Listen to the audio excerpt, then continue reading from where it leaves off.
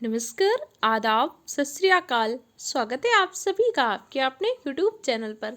कैसे हैं आप सब? आशा करती हूँ आप सब बहुत अच्छे होंगे और अपनी पढ़ाई को बहुत अच्छे तरीके से कर रहे होंगे। आपके प्राचीन भारत के इतिहास की क्लास चल रही है जो आपके आने वाले एग्जाम के लिए बहुत ही इम्पोर्टेंट है। अगर आप SSC GD, police, SI, railway, Bihar teacher, UP Super TET या किसी भी एग्जाम की तैयारी कर रहे हो और आपके एग्जाम में जीके से क्वेश्चन आता है तो क्लास आप सबके लिए बहुत ही हेल्पफुल रहेगी।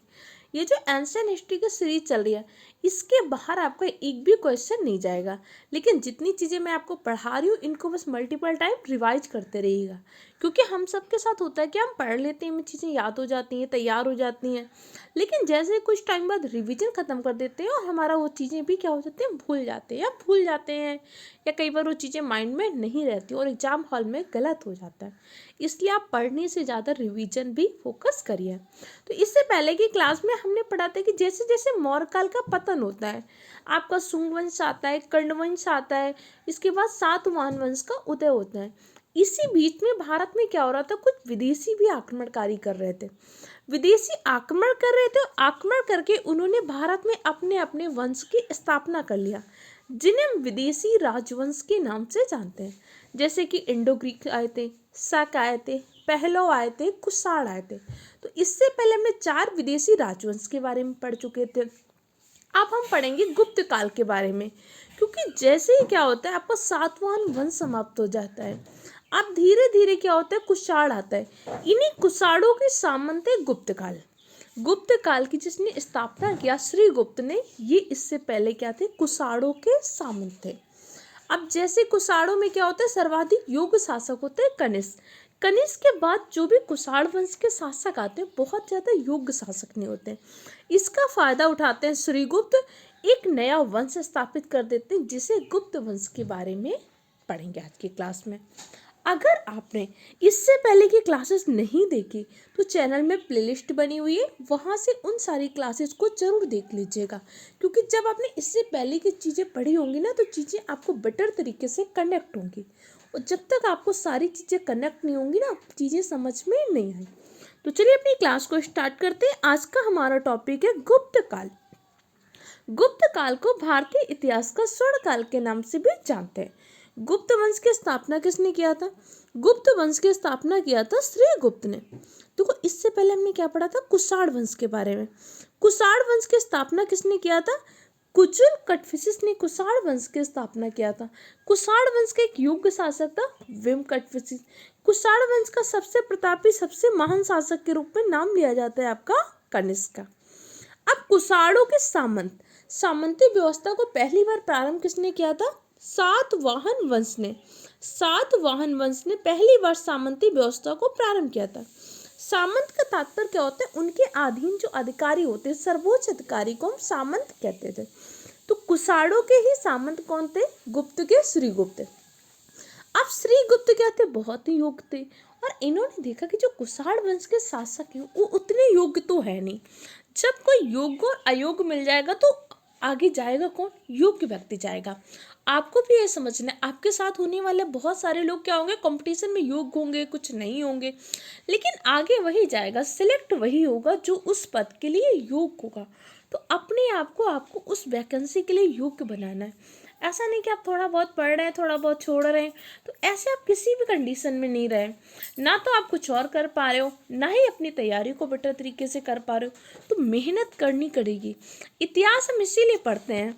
ऐसा नहीं कि कनिष्क के बारे में आपको नहीं पता होगा कि तो आपकी लाइफ नहीं चलेगी। कनिष्क के बारे में आपको नहीं पता होगा, अशोक के बारे में नहीं पता होगा तो कुछ हो जाएगा। इतिहास हम इसलिए पढ़ते हैं कि वहाँ की घटनाओं से हम सीख ले सकें। आप इतिहास पढ़ रहे हो, देख रहे हो, जैसे ही कोई अयोग्य शासक आता है उसका फायदा कोई ना कोई दूसरा उठा लेता है। भाई क्या हुआ, कर्ण वंश का अंतिम शासक था, अयोग्य था, उसका फायदा उठा लिया सिमुक ने एक नया वंश स्थापित कर दिया। कौन सा वंश था? सातवाहन वंश। मौर्य काल जो अपने टाइम पे बहुत उत्कर्ष में था, मौर्य काल में क्या हुआ, अयोग्य शासक आया, उसका फायदा उठा लिया, उसमें शुंग ने एक नया वंश स्थापित कर दिया, शुंग वंश। तो ये समाज, ये लोग आपकी स्थिति का फायदा उठाएंगे, इसलिए आपको मजबूत बनना है, योग्य बनना है। तो भाई कुषाणों के सामंत थे आपके गुप्त वंश के लोग, क्या थे? कुषाणों के सामंत थे। अब इन्हीं कुषाणों ने क्या कर दिया, श्रीगुप्त ने क्या कर दिया, एक नया वंश स्थापित कर दिया। श्रीगुप्त ने कहा कि भाई आज से हम क्या कर रहे हैं, कुषाणों के सामंत नहीं है, आज से हमारा एक नया वंश है। उस वंश को कहा गया गुप्त वंश के नाम से। गुप्त वंश के शासक उपासक किसके रहते हैं, गुप्त वंश के शासक आपके भगवान विष्णु के उपासक रहते हैं। गुप्त वंश के शासक कौन से धर्म को मानते हैं, गुप्त वंश के शासक वैष्णव धर्म को मानते हैं। गुप्त वंश के शासक ही क्या करेंगे, गरुड़ ध्वज वाली मुद्रा चलाएंगे, मयूर मुद्रा भी गुप्त वंश के शासक चलाएंगे। गुप्त वंश की स्थापना किसने किया था, श्रीगुप्त ने किया। श्रीगुप्त ने गुप्त वंश की स्थापना तो कर दिया, लेकिन इन्होंने स्वयं को महाराजा धीराज की उपाधि धारण नहीं की। उस टाइम पे महाराज उपाधि किसकी होती थी, जो सामंत होता था, सामंतों की उपाधि होती थी महाराज, और जो राजा होता था उसकी उपाधि होती थी महाराजा धीराज। श्रीगुप्त ने गुप्त वंश की स्थापना कर दिया, लेकिन महाराज के रूप में ही शासन किया, अर्थात इन्होंने महाराजा धीराज की उपाधि धारण नहीं की। श्रीगुप्त के बाद शासक बनता है घटोत्कच। घटोत्कच ने भी महाराजा धीराज की उपाधि धारण नहीं की। इसके बाद शासक बनता है चंद्रगुप्त प्रथम। चंद्रगुप्त प्रथम ने महाराजा धीराज की उपाधि धारण की। अब आपसे एग्जाम में क्वेश्चन पूछते हैं, गुप्त वंश की स्थापना किसने किया, श्रीगुप्त ने, लेकिन गुप्त वंश का वास्तविक शासक किसको कहते हैं, गुप्त वंश का वास्तविक शासक कहते हैं चंद्रगुप्त प्रथम को। दोनों बात समझ में आई कि नहीं। अब जो गुप्त वंश थे ना, इन्होंने बिहार के स्थान पर उत्तर प्रदेश को अधिक वरीयता दिया। उत्तर प्रदेश का जो क्षेत्र ना, वहां पर इन्होंने ज्यादा शासन करने पर बल दिया। इन्होंने उत्तर प्रदेश के कौशाम्बी को अपनी राजधानी बनाया। इस वंश का अगला शासक कौन बने, घटोत्कच। गुप्त वंश की स्थापना कर दिया श्रीगुप्त ने, लेकिन श्रीगुप्त ने महाराजा धीराज की उपाधि धारण नहीं की।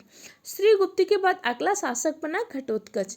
घटोत्कच ने भी क्या किया, महाराजा धीराज की उपाधि धारण नहीं की। दोनों ने क्या किया, सामंत के रूप में ही शासन किया, इसीलिए इन्हें गुप्त वंश का वास्तविक संस्थापक नहीं मानते। गुप्त वंश का वास्तविक संस्थापक किसको कहेंगे, गुप्त वंश का वास्तविक संस्थापक कहेंगे हम चंद्रगुप्त प्रथम को। तो हम चीज़ों को 2 से 3 बार रिवाइज करते जाएंगे क्लास में। 1 से 2 बार आप वीडियो को देखिएगा, लेकिन जितनी चीज़ें पढ़िए उतना रिवाइज करिए।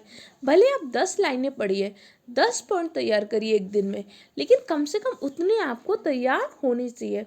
अगर लगातार करते रहेंगे ना, तो हो सकता है 3 महीने की जगह आप 4 महीने में हिस्ट्री कंप्लीट कर पाएंगे, लेकिन 4 महीने में ऐसी कंप्लीट हो जाएगी कि चीज़ें आपको याद रहेंगी। मेन गेम किसका होता है, कॉन्फिडेंस का। देखो एग्जाम हॉल में जिस भी बच्चे ने फॉर्म डाला है, ऐसा तो नहीं कि पढ़ नहीं रहा है, अगर पढ़ नहीं रहा होता तो उसने फॉर्म क्यों डाला होता। लेकिन कई बार सिलेक्शन नहीं होता, क्योंकि एग्जाम हॉल में सबसे इंपॉर्टेंट चीज़ क्या होती है, कॉन्फिडेंस। एग्जाम हॉल में पहुंच के आपको लगे कि नहीं मैं कर लूँगा, और कॉन्फिडेंस तभी आएगा जब आपने मल्टीपल टाइम प्रैक्टिस किया हो, मल्टीपल टाइम आपने क्वेश्चन लगाया होगा, मल्टीपल टाइम थ्योरी पढ़ी होगी, तब आपके दिमाग में आएगा कि नहीं ये चीज़ें तो मैंने पढ़ी हैं। तो कई बार क्या होता है, हमें क्वेश्चन का डायरेक्ट आंसर नहीं आ रहा होता है, लेकिन ऑप्शन एलिमिनेशन मेथड का यूज करके हम आंसर निकाल पाते हैं। तो गुप्त वंश का वास्तविक संस्थापक किसको कहते हैं, गुप्त वंश का वास्तविक संस्थापक कहते हैं चंद्रगुप्त प्रथम को। चंद्रगुप्त प्रथम ने महाराजा धीराज की उपाधि धारण किया। इसी के साथ साथ चंद्रगुप्त प्रथम ने राज्य विस्तार के लिए वैवाहिक नीति का भी प्रयोग किया। इसने लिच्छवी की राजकुमारी कुमार देवी से विवाह किया, और लिच्छवी की राजकुमारी कुमार देवी से विवाह के बाद उसने क्या किया था, राजा रानी प्रकार के सिक्के चलाए थे।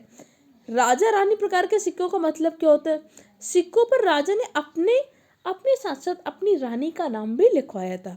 जैसे सिक्के में एक तरफ लिखा था चंद्रगुप्त प्रथम, दूसरी तरफ लिखा था कुमार देवी। तो गुप्त वंश का कौन सा शाखा है जिसने पहली बार राजा रानी प्रकार के सिक्के चलवाए थे, चंद्रगुप्त प्रथम।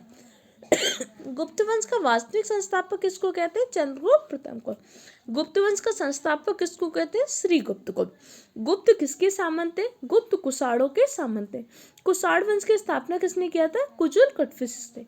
कुषाण वंश का सबसे प्रतापी शासक कौन था, कनिष्क। कुषाण वंश के कौन से शासक ने पाटलिपुत्र पर आक्रमण किया के वहां के एक बौद्ध धर्म के विद्वान को लेकर आया था, कनिष्क। कनिष्क ने क्या किया था, पाटलिपुत्र पर आक्रमण किया था। पाटलिपुत्र पर आक्रमण करके महात्मा बुद्ध का भिक्षा पात्र लेकर आए थे, और एक बौद्ध धर्म के बहुत बड़े विद्वान थे अश्वघोष। अश्वघोष को भी कहाँ पर, अपने वंश का कश्मीर पे लेकर आया था।